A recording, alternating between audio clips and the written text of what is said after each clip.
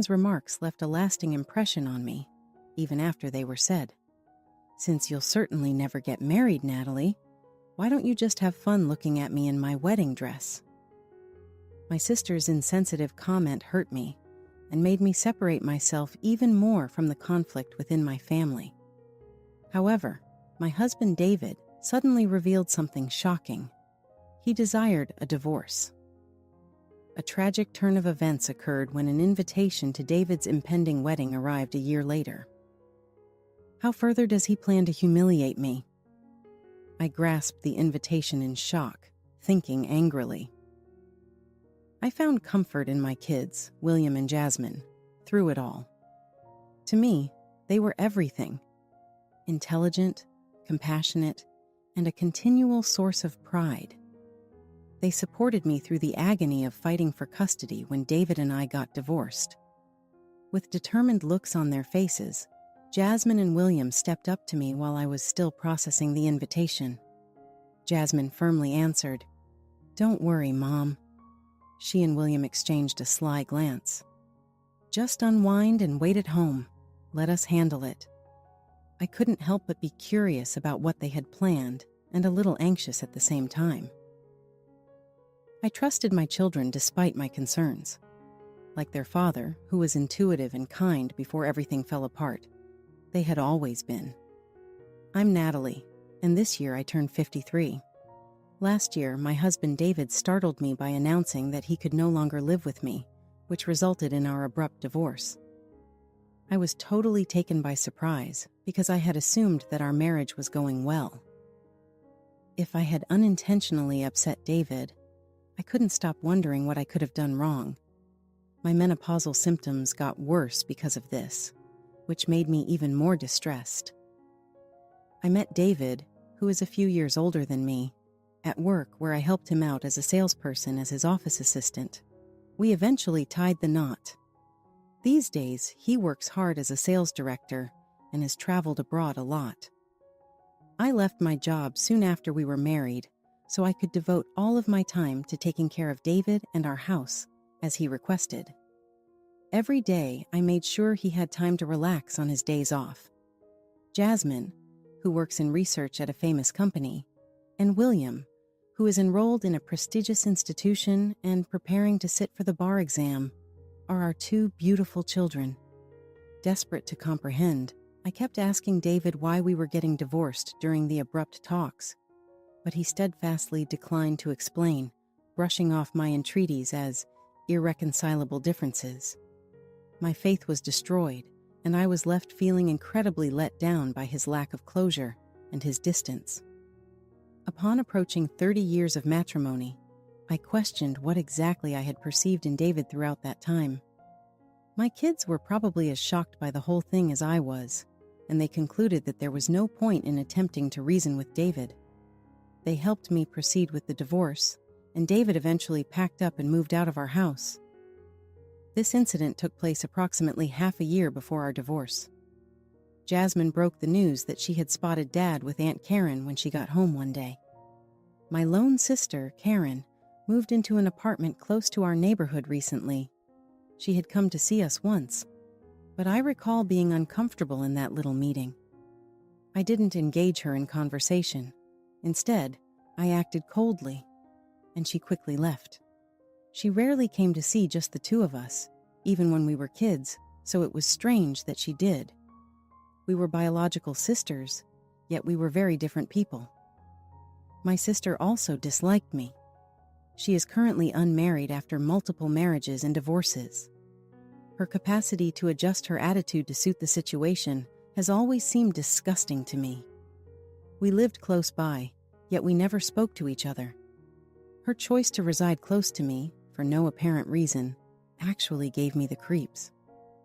My heart was racing with this tale of David and my sister. Even as a little child, my sister had always been cruel and self-centered.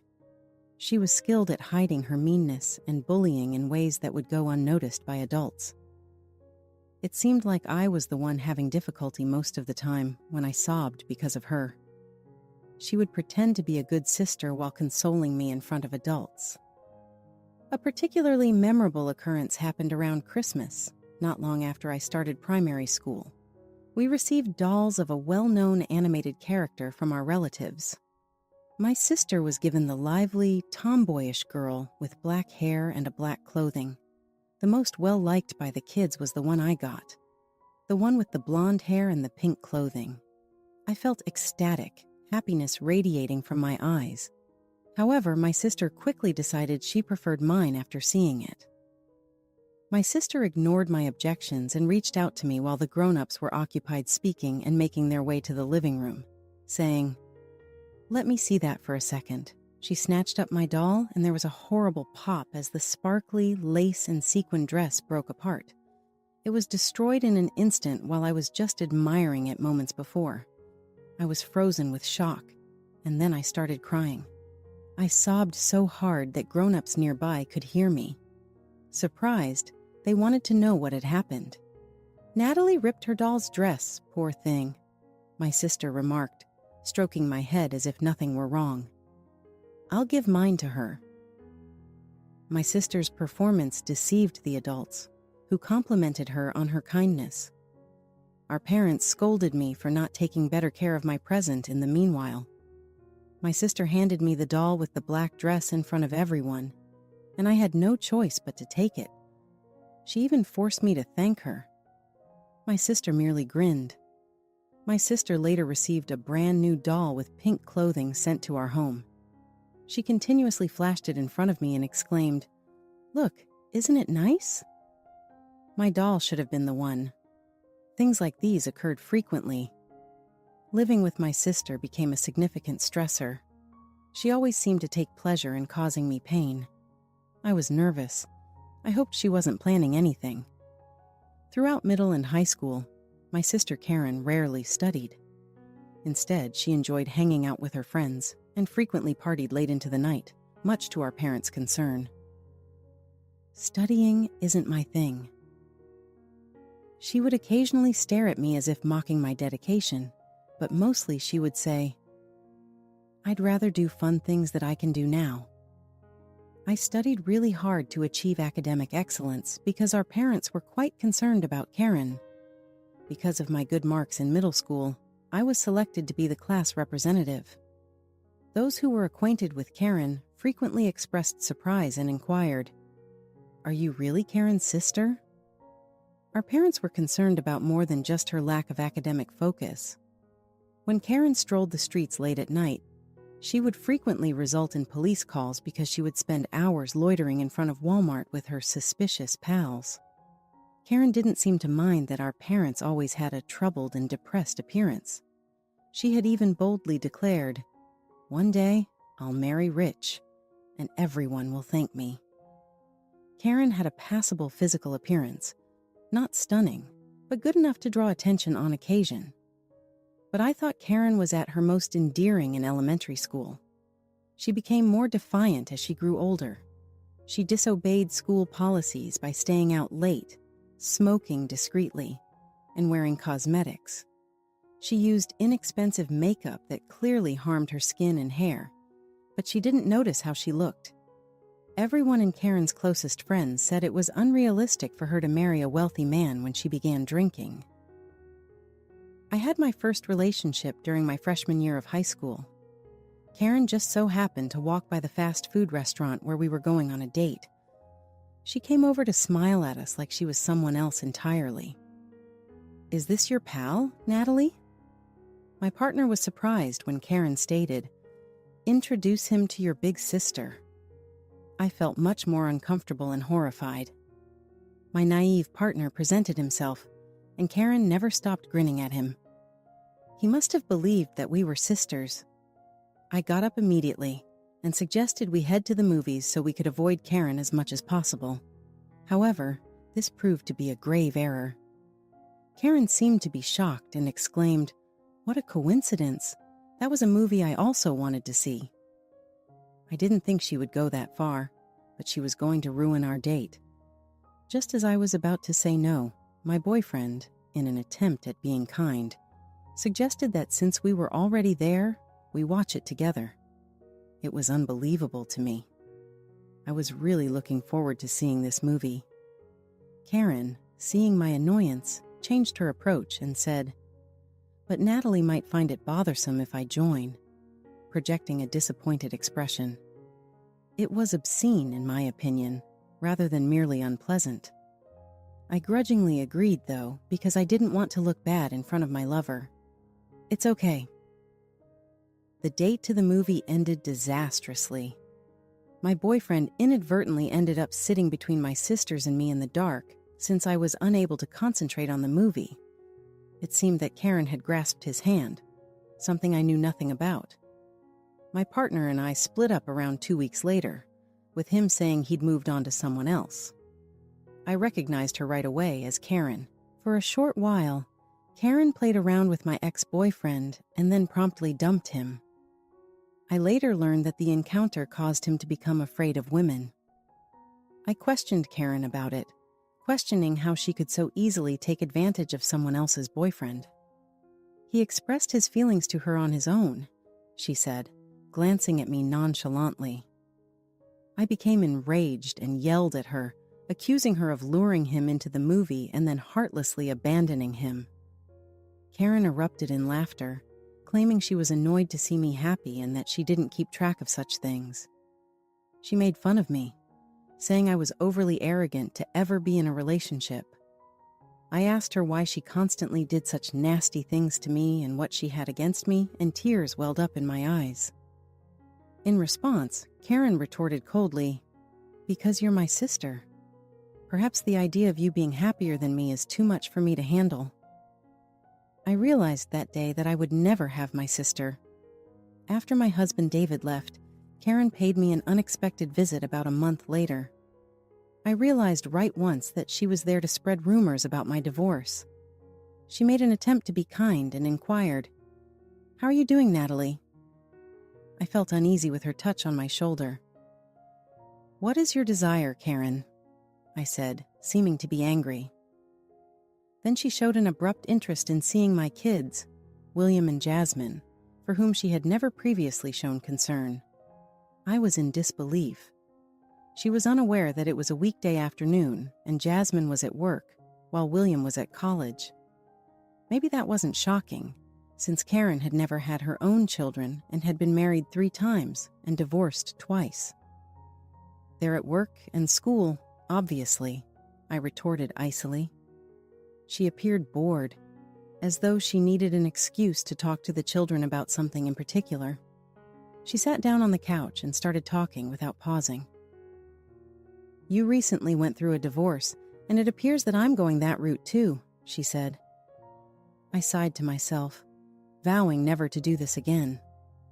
However, I told myself that it's none of my concern, and she's free to do as she pleases.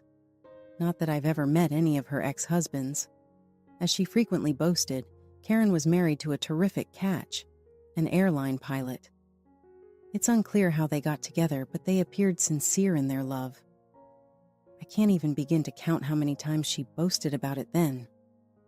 "Since you'll probably never get married, why don't you just have fun looking at me in my wedding dress?" she asked. But even though her husband's parents lived with my sister, they were never happy with each other. Her husband, who was supposed to be her protection, was seldom home because he was too busy flying.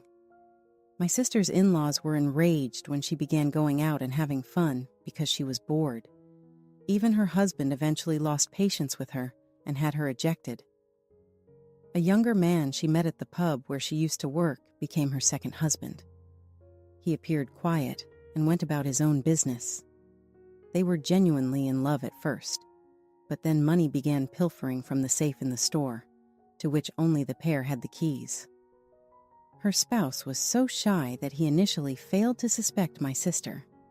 He tried to push it away, thinking that it would work itself out. However, after more than $20,000 vanished, he eventually faced her. "Why do you hold me responsible? What if there was only a computation error or something else?" My sister dismissed it with a stubborn air. Her husband experienced anxiety when faced with such a situation. However, it was discovered that Karen was the one stealing the money. Her husband took to installing security cameras, which recorded my sister slinking to the safe late at night. The moment she took the money was captured on camera flawlessly. If she gave the money back, he promised not to call the police. Naturally, he also requested a divorce, which put a stop to my sister's unsuccessful second marriage.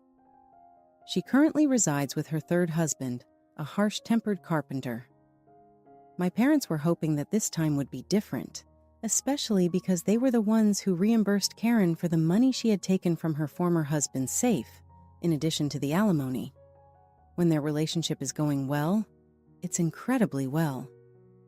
But my sister and her current husband are strong-willed and have short-fused tempers, so their arguments are very severe. Their rental unit has been the scene of multiple reports for loud arguments. My sister began talking about considering a third divorce today. I can't really stop her once she makes up her mind because she simply keeps going. Strangely enough, she seemed rather content when discussing her divorce. William said, "I'll go to your place, Mom." What? I was confused as I glanced at my son. What was he going to do with his attendance? "We'll attend, not for the occasion, though." My kids looked at my perplexity and smiled comfortingly. "Leave it to us. Don't worry." William rubbed my shoulder. "Just relax at home, Mom." This is how my two kids reassured me. Yet my son and daughter both shot each other with important looks. I was fascinated by what they were planning to do, even though I was terrified. My two kids comforted me, and there was a sense of expectation in there as well. I gave them permission to go to the wedding. For my sister, it was her fourth marriage, and David was getting married again. When I heard it would be a fancy affair in a 5-star hotel, I was taken aback. My sister had apparently insisted on it. Even for his second marriage, David, a senior sales director who aspired to be an executive, had to present his new bride in a spectacular way. In addition, my sister had made plans for a bridal gown to be created to order. Her lack of shame at her age astounded me, and I felt sorry for David because he was so easily tricked by my sister. My sister was manipulating my husband, and after she got her way, it was typical of her to casually brush David aside. She was just attracted to him because he was my spouse. What was mine was always what my sister wanted. Jasmine interrupted as they were getting ready for the nuptials, saying, "Mom, actually, Dad messaged us last night. He declared his desire to have custody of William and me." "What?" I let out a shocked gasp. Was this his next attempt to kidnap my kids? That is absurd. "We're not infants anymore," William mockingly said. Despite being married multiple times, my sister was never able to have children. I always felt that any child of hers would inevitably be miserable, and I also felt that God knew this. However, I never thought she would target my kids. She was quite excited to meet for that reason. Now everything makes sense. They reassured me that we would never visit her home, and then gave me a tender hug. "See you later." When the children returned home hours later, they were beaming with happiness. They claimed it was amazing as they played back a video they had shot. The image of a wedding taking place at a 5-star hotel was quite refreshing. My sister, no matter how old, was giddy with joy while wearing a garish bridal gown. "I'm overjoyed that you two attended the ceremony," she said in a sickeningly sweet voice. "Call me Mom." Jasmine appeared as though she would soon gag out of horror. David, meanwhile, smoked a cigarette and made a sad look while sitting in a corner of the room. It was the first time William had seen his father smoke, which caught him off guard. He was jiggling his leg nervously all the time, as if he was annoyed. He did not appear like a groom at all, and he was a little terrifying. The kids left the wedding suite early, feeling uneasy. The ceremony then got underway. It was an odd wedding between the stoic groom David and the excessively exuberant bride Karen. There was tension on the faces of all the guests. The reception followed. In a happy mood, my sister was showing David too much affection. The guests were unsure of where to turn when they saw the over 50 bride acting in this manner. David pushed Karen away, aware that his colleagues were observing. The speaker attempted to inject some humor. The MC declared, "It's time for the bride to change her dress." My sister came out, and William went straight to the stage. Everybody appeared perplexed. "Congratulations on your marriage, Dad and Aunt Karen," he said. The attendees thought it was a son's speech of congratulations. William sipped calmly from his glass, yet what came out of his mouth was totally out of the blue. "6 marriages between the two of you is not typical." "Yes, Aunt Karen, I understand. You took your sister's husband. That is rather minimal. It seems like you were never normal." Immediately, the room was filled with murmurs. Their response made sense considering the majority of the attendees were ignorant of this information. "I'm going to read over some of my mother's diaries today. It turns out that today's bride stole her spouse from my mom. It's funny. The bride is her sister after all. 6 months ago, Karen arrived to tell me she was getting married to my ex-husband. She always got along with my spouse. Therefore, I was forced into a divorce. Thus, that was the main focus." David paled as he heard that. William went on. "My aunt applied for a part-time job at David's company, pretending it was a mistake to get close to him. She lied to David and repeatedly tempted him, accusing him of being defamatory about him on social media. Even though I'm not on social media, Karen told me that there were posts demeaning David. She apparently made a phony account in my name." Regretfully, David thought all of this. David began to shake where he sat at the groom's table. He mumbled, "So I was deceived after all." No one cheered Karen, the bride, as she returned after changing into her new attire. It was pretty ludicrous, the gold dress and tiara she was wearing. Karen was grinning widely, anticipating a round of applause, but she became agitated at the venue's poor response. "Is everyone okay? Why do you all have that kind of stare at me?" she questioned, growing agitated and perplexed.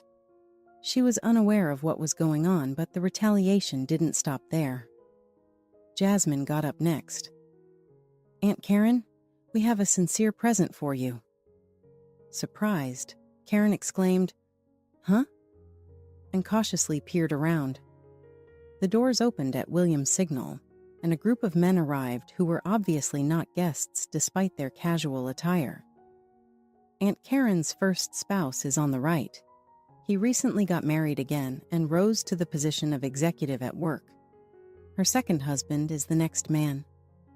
Following his divorce with Karen, he wrote a best-selling book. With his new wife, he has a beautiful child and resides in a brand-new mansion. Karen seemed stunned at first, but as Jasmine went on, her cheeks brightened red. Her teeth were clenched so tightly that it sounded as though we could hear them grinding. My kids grinned at their aunt's response. William declared, "And lastly, the third husband, a carpenter." "That's just someone who used to get into problems a lot," Karen interrupted forcefully. "He will never achieve success." I triumph. But William scoffed and said, "Aunt Karen, that's not very nice." The third husband was a carpenter, but he remarried the daughter of his boss, who owns a worldwide construction company, Jasmine said, nodding in accord.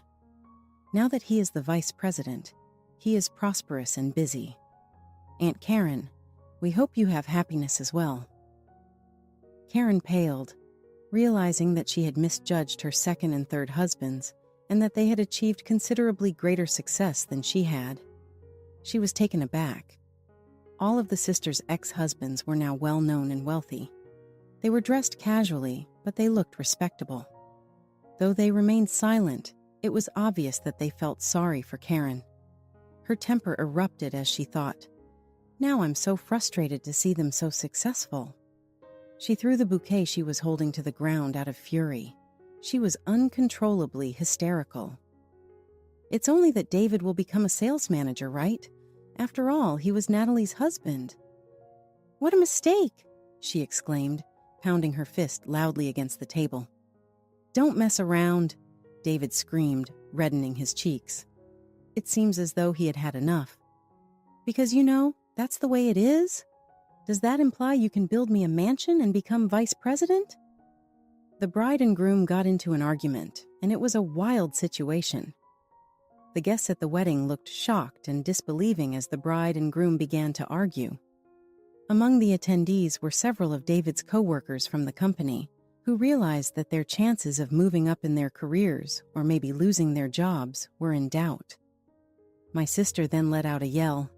Enough already! Don't get carried away just because everything is going nicely for you all. I even considered having you as my child. The kids angrily disagreed with what their sister had said. Absolutely not. Someone else entered. Karen's new boyfriend is this, ladies and gentlemen. While seeing the groom, David, Karen was also seeing other people. But I believe the day will come when he marries her for the 6th time. Everyone's attention was quickly drawn to the new partner. There was a brief commotion as he left the scene, looking shy and with a pale face. Amidst all of this confusion, David became irrationally angry. With a yell, he seized my sister's arm and asked, "How much longer do you think you can fool me? I will be suing you for alimony as we are divorcing. My employment with the organization has come to an end, and I will also be pursuing damages." The host hurried in the midst of the turmoil, and the guests began to leave one by one, frustrated. David and my sister Karen, looking very dapper in their matching wrinkled tuxedos and untidy hair, were the only things left. Jasmine and William gave each other a high five upon realizing this and exclaimed, "We did it." David and my sister, of course, immediately got divorced. Despite my sister's tears and pleas, David remained firm in his position, fearful that she would have to pay alimony. With a great deal of rage, he confronted Karen and asked how she could have lied to him so much about me. Then he suddenly broke down in tears. Jasmine and William were shocked by this emotional demonstration as they remained nearby to watch. I was in error. David sobbed as he admitted, "I did horrible things to Natalie.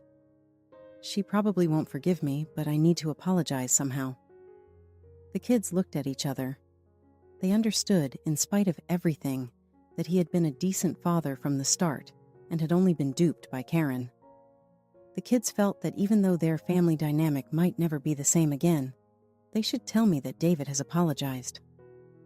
After the ceremony, they made their way back home, where they were relieved to hear brilliant laughter resounding from the entrance. I was relieved to hear it even. "Good to see you again. What was the outcome?" Observing the triumphant expressions on Jasmine and William's faces, I inquired. They showed me the captured footage one by one, and I was both horrified and strangely happy. I still couldn't express how horrible Karen was. After things calmed down, Jasmine said something. I was confused after William's shocking revelation that Dad wanted to apologize. William offered encouraging words, saying that since Dad sincerely wanted to apologize but didn't demand forgiveness, I should give it some thought. I gathered the guts to meet David with such amazing kids at my side. It seemed sense that he would appear unkempt and lethargic outside after the tumultuous wedding. I had heard that some of his company's executives, understanding their career prospects were ruined, left the wedding with bitter expressions. "I was an idiot, Natalie. I really apologize," David remarked, and that was sufficient in my opinion. He described how my sister had deceived him as well. "Karen will pay me alimony, and I'll give it all to you," he said. I slowly nodded. "My sister also deceived you." I firmly said, "Goodbye, David," and shut the front door. David remained there for some time before eventually turning to leave. Karen, the source of all this chaos, is now living an unstable life after being dumped by both David and her new partner. She struggled as a convenience store clerk after losing her part-time work, frequently receiving reprimands from the management. She was made fun of by the younger staff members, and she often broke down in tears. She even attempted working at a nightclub to make ends meet, but the patrons always wanted someone else. They liked younger ladies. She worked at the club too, knowing she had to pay alimony with a pinched face and gritted teeth. This was probably going to be her life for a while. I, for one, lead a contented and tranquil life with my children.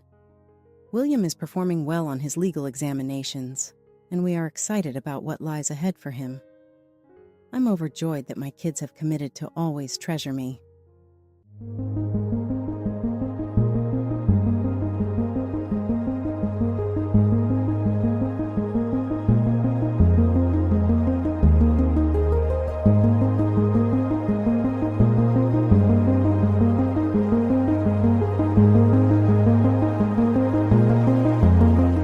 All right, everyone's presentations are done.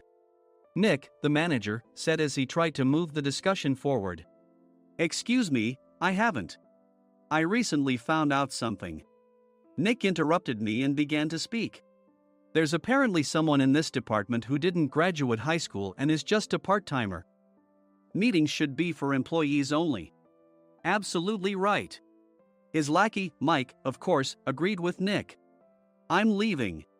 After leaving the meeting room, I started to shut down my computer. I noticed that an email had arrived, not in my personal inbox, but in the company's shared email. Thinking, there's no point in speaking up, no one will listen, I went home quietly. The next day, I heard a commotion from Nick's desk. He was staring at his computer screen, his face pale. Nick? Is something wrong?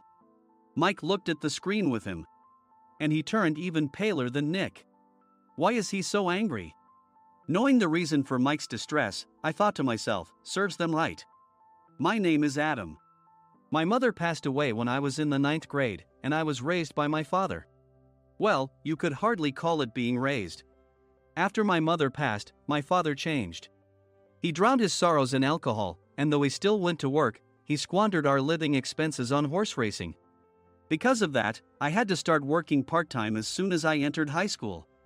Every month, I went to the convenience store with bills in hand that couldn't be auto-deducted from my father's account. Even though I endured it because I didn't want to be alone, I reached my limit in my second year of high school and dropped out. I found a live-in job at a distant inn. Thank you for everything. The day I left home, my father, still staring at the TV, spoke. Take care. That was our last conversation. Back then, 18 wasn't the age of majority, so I needed my father's permission to work, and I couldn't hide my place of employment. Yet, my father never visited me even once. I kept working just to survive, and before I knew it, I was 42. Years of hard work paid off, and I was transferred to the headquarters. I was thrilled to be recognized by the company, as I thought I'd be working in the field until retirement due to my lack of formal education. Listen up. Our work can change the future of our employees. Don't drag us down.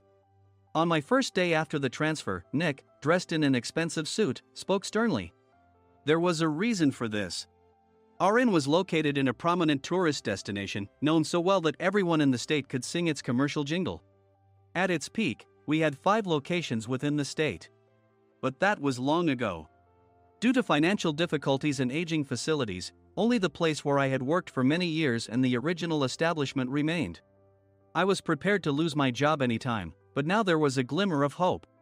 With the rise of social media, the tourist area where the inn was located started gaining attention again.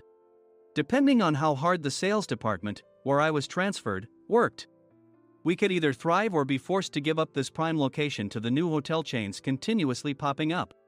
For Nick, who had switched careers from another industry to strengthen our sales, this was a battle he couldn't afford to lose. I understood why he had to be strict. I will do my best. Nick sneered at my enthusiastic declaration. Did you not hear what I said? I'm sorry. I thought I was listening carefully. Out of habit from years of customer service, I apologized reflexively, though I had no idea what had offended him. Someone was watching me with a smirk. In this department, there are those who are expected to excel and those who have been shoved here because they have nowhere else to go. You are the latter. It was Mike, the section chief. He's 7 years younger, at 35. But he was called to headquarters much earlier than I was and had been moving around within the headquarters ever since. I'm not jealous, but I can't accept that he's my boss. Graduating from a prestigious university, he has an unusually high pride and caused many problems as a newbie, making things very difficult for me when I was the front desk leader. When I found out Mike was transferred to the sales department a month before me, I was disheartened. Mike is right. With just a middle school diploma, there's not much you can do. Don't even think about achieving results. As if I didn't exist, Nick remarked, I'm thirsty. Mike eagerly ran to the coffee maker. It seems Mike is Nick's lackey. I regretted being happy about my transfer to headquarters, wishing I had stayed on site forever. Send a direct mail to every company on this list by the end of the day. Nick only assigned me tasks that even a new graduate could handle. What? There are over 1,000 companies. You want me to send to all of them by today? Yes, if you and your fellow misfits split the work, even those with nowhere else to go should finish by today. I glanced at the employees typing away expressionlessly. They were worn out from customer service, only thinking about leaving on time, or were women reassigned after having children, with zero motivation for work.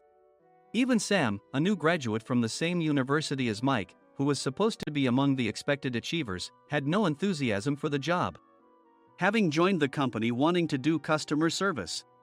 I don't care what they say, I plan to quit anytime, he said. Only Nick and Mike were highly motivated, making all the decisions between the two of them. I originally only wanted to work at the inn to survive and had no particular attachment to this job. I swallowed my words, thinking I had no right to reprimand them. About a month after the transfer, Nick told us with a frustrated look. To commemorate the 50th anniversary, we've decided to create a plan exclusive for one group per day. Originally, Mike and I were supposed to come up with it, but our president, Mr. Thompson, insists on hearing everyone's opinions. So, you all get a chance. As Nick explained, Mike began handing out prints. Make sure not to embarrass Nick. If your ideas are half-baked, you'll have to redo them. It seemed that they had printed his handwritten notes by Mr. Thompson, which included several questions and a section for free responses. It made sense why Nick had to seek our input, given that all responses had to be submitted to Mr. Thompson. We were given a week to think about it, and a meeting was scheduled to compile our ideas. My plan is to let guests enjoy both the old and modern America. Nick began the presentations. Guests would watch a master confectioner at a nearby traditional sweet shop make sweets in front of them. The welcome drink would be premium tea in a bottle. Nick's plan was certainly attractive. After his presentation, Nick called on us to present in the order we were seated. Just as I stood up for my turn. All right, everyone's presentations are done. Excuse me, I haven't. I recently found out something. Nick interrupted me. There's someone in this department who didn't graduate high school and is just a part-timer. He was likely talking about me. I joined the company as a part-timer and was made a full-time employee when I turned 20. That was 20 years ago, so Nick and Mike probably had no chance to know until recently. Meetings should be for employees only. Absolutely right. After that, Nick kept creating opportunities to solicit everyone's opinions, purposefully excluding me from speaking. The meeting unexpectedly heated up and went past the scheduled end time. A few people asked to leave, and the discussion continued with the remaining few. Still here? Normally, you'd leave in that situation. Though I had no attachment to the job initially, hearing kind words from customers made me want to make them happier. For someone like me, with nowhere to go, the inn was my home and customer service was my life. I felt pathetic about my current self. I'm leaving. I left the conference room and started shutting down my computer. I noticed an email had arrived, not in my personal inbox, but in the company's shared email. Thinking no one would listen to what I had to say anyway, I quietly went home. The next day, while preparing the DM as instructed, I heard a commotion from Nick's desk. In his haste to stand up, he hit his knee on the desk. He stared at his computer screen, his face pale. Nick! What's wrong? Mike, thinking he should be the first to rush over, approached Nick while still wearing his coat. He peered at the screen with Nick. And he turned even paler than Nick. Why is he so angry? Who is responsible for this company? Nick, more irritated than ever, asked, and Mike answered without checking. Probably Sam. Sam wasn't there because he was attending a morning training session for new hires. Nick gave up on getting angry and returned his gaze to the screen. They were looking at an email that arrived right after the end of the working day yesterday. Apparently, no one, including me, had checked it before leaving. The email was from a large company that used us for their annual employee trips. The president and executives of that company also frequently used our services personally. President of the company, Mr. Mason himself, had declared that neither he nor his company would ever use our services again. Well, some companies cancel their employee trips or stop using our services due to financial struggles. Let's just move on. Mike kept wiping the sweat from his forehead with a handkerchief. Knowing why Mike was so agitated, I quietly watched their interaction. Do you know how much revenue we get from that company? We can find other guests to fill the rooms, but we'll lose the banquet costs, gift shop revenue, rental car fees, and more. Moreover, the gifts were supposed to be prepared by the traditional confectionery shop involved in Nick's proposed plan. If it's known that we incurred such a huge loss at this critical time, Nick's position in the company would be jeopardized. Nick took a deep breath, seemingly trying to calm himself. All right, Mike. Go to New York right now and apologize to Mr. Mason. What? You're coming with me, right? I have urgent work to do. I trust you, which is why I'm entrusting this to you. Please. Mike, believing Nick's sincerity, agreed with a determined look on his face, saying, yes. That's Nick for you. Even if Mike went to apologize, Nick would shift all the blame onto him if the client didn't change their mind. Well, it was Mike's fault to begin with, so it served him right. About 3 hours later, Sam answered a call from somewhere and repeatedly apologized, saying, I'm very sorry. Everyone watched to see what was happening. After ending the call, he informed Nick with a weary tone. When Mike arrived at the client's company, he only made things worse, further infuriating Mr. Mason. He was demanding, get his boss here immediately. It was no wonder Sam was exhausted, dealing with such a call right after returning from training. What is that idiot doing? All right, Adam, you're coming with me. If sacrificing Mike didn't work, then I must be next. Normally, I'd want to refuse at all costs, but I saw an opportunity in this situation. If I can be of assistance, I'd be happy to join you. I obediently followed Nick, and we flew to New York. When we introduced ourselves at the reception, it became clear how serious the situation was, as the receptionist personally escorted us to the president's office. Angry voices leaked through the door, making both Nick and me uneasy. Excuse me. I'm Nick, the supervisor. I understand my subordinate has caused you trouble, and I deeply apologize. Nick, with his experience in the corporate world, knew enough to offer an apology before excuses. However, his customer service skills left much to be desired. I sighed as I saw Mike trembling like a small dog in the corner of the room. What kind of training are you giving your subordinates? Mr. Mason glared at Nick with a red face. The intensity of his gaze made even Nick take a step back.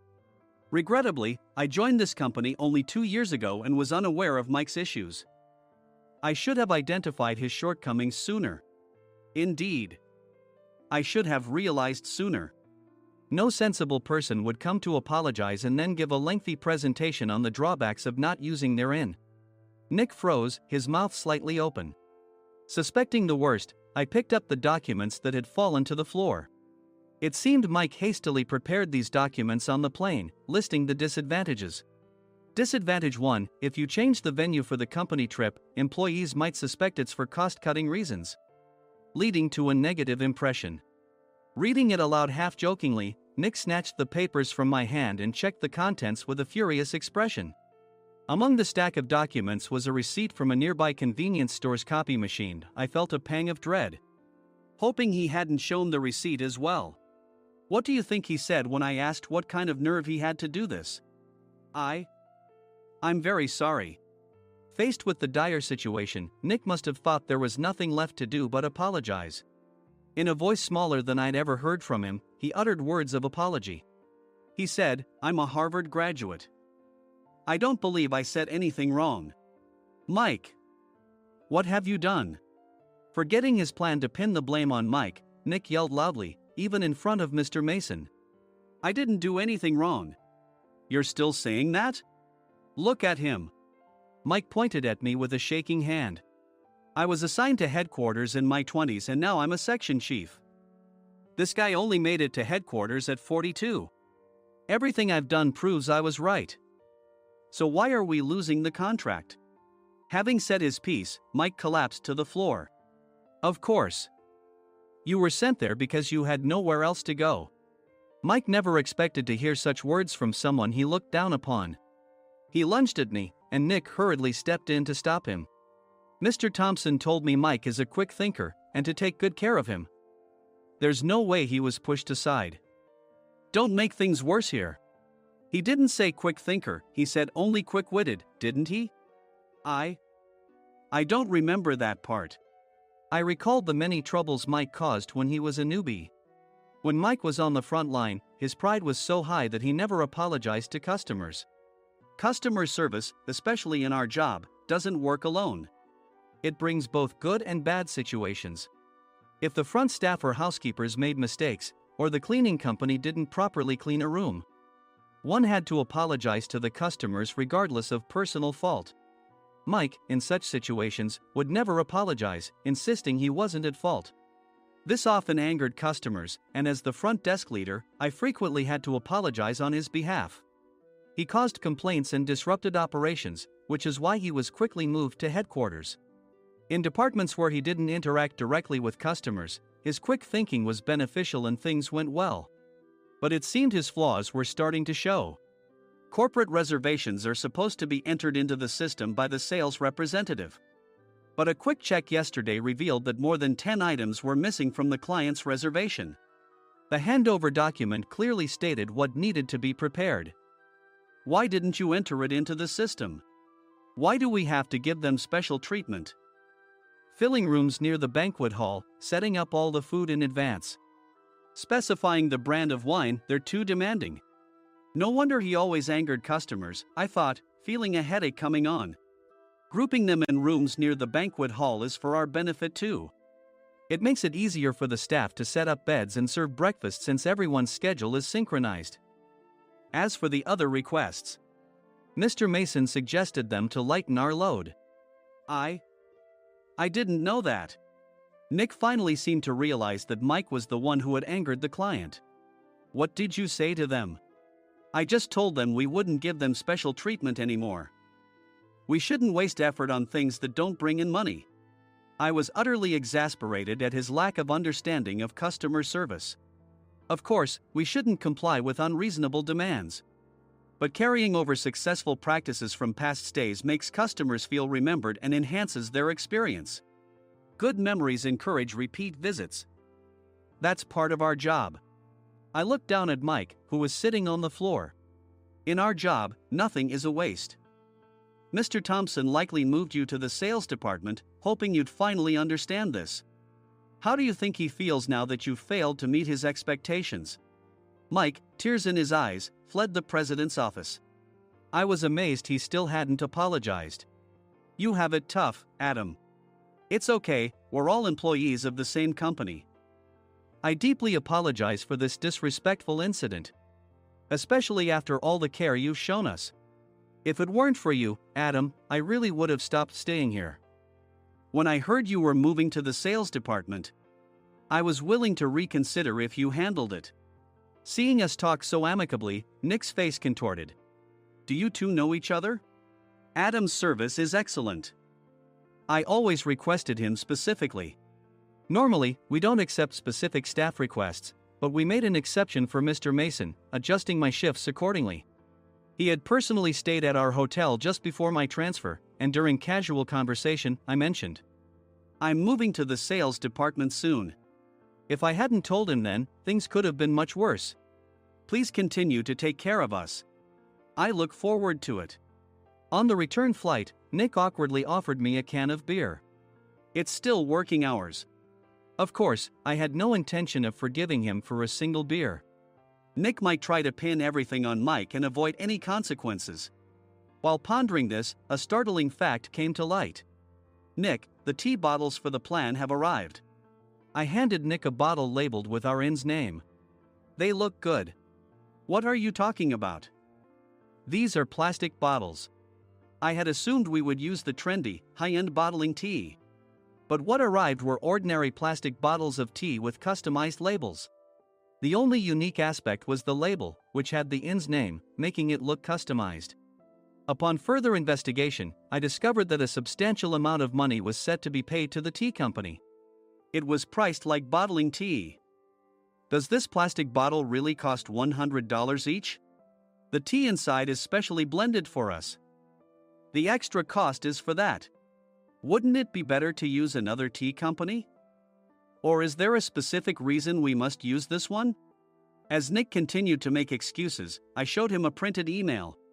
I informed the tea company's president, Mr. Mitchell, that we discovered irregular payments and he confessed. He said you two were high school classmates and planned to split the extra money. That idiot. Why did he confess? That's not important. You should worry about yourself, this could turn into a police matter. Opening the bottle cap, I suggested. How about calming down with this tea? It supposedly has a relaxing effect. Nick drank the tea frantically. In the following days, decisions were made about their fates. Mike was reassigned to the General Affairs Department, with no chance of transfer or promotion, as per Mr. Thompson's orders. As for Nick, since the payment to the tea company hadn't yet been made, he narrowly avoided legal trouble. Instead, he was encouraged to leave the company, and to avoid further complications, Nick submitted his resignation.